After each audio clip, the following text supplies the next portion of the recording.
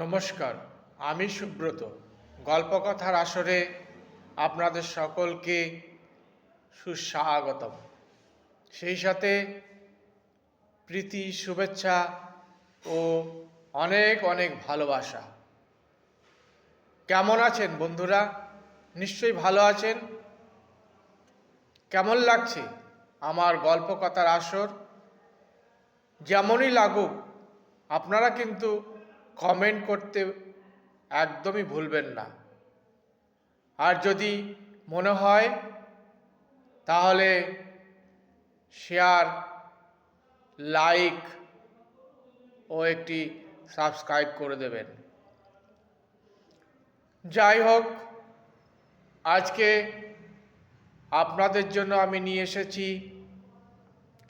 রামকৃষ্ণ স্মৃতিগ্রন্থে কৃষ্ণচন্দ্র বেদান্ত চিন্তামণির শিবশক্তি রহস্যে শ্রীরামকৃষ্ণ থেকে লেখা আপনাদের জন্য পাঠ করে শোনাব। তো আসুন, সময় নষ্ট না করে আমরা মূল অনুষ্ঠানে ফিরে আসি। শিবশক্তি রহস্যে শ্রীরামকৃষ্ণ। ভগবান শ্রীরামকৃষ্ণ পরমহংসদেবের শতবার্ষিকী জন্ম মহোৎসবের বিশ্বব্যাপী আনন্দের দিনে আজ পণ্ডিত শীলের অমূল্য উপদেশবাণী আমার স্মৃতিপথে উদয় হইতেছে। প্রতীচ্য পণ্ডিতাগ্রণ্য শীলের বলিয়াছেন, তোমাদের একান্ত ভালোবাসার সামগ্রী, তোমাদের স্বর্গাদপি গরীয়সী জন্মভূমিকে তোমরা দৃঢ়ভাবে ধরিয়া থাকো। তাহারই রত্ন গর্ভে তোমাদের মহান শক্তির বিপুল উৎস সকলের সন্ধান মিলিবে।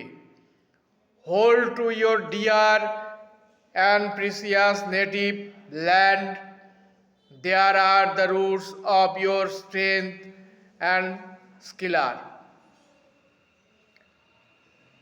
আমি বাঙালি, বাংলাদেশ আমার জন্মভূমি, আমার আকাশ বাঙালি সাধকের নিত্য হোমে প্রশমিত। বাংলার বাতাস শ্রী ভগবানের স্তোত্র গুণকীর্তনে সদা মুখরিত। বাংলার মাটি দেবীর আরাধনায় পশু বলিতে রুধিরে আক্ত। বাংলার পল্লী প্রান্তর সাধনার লীলাক্ষেত্র। বাংলার শক্তি কোথায়?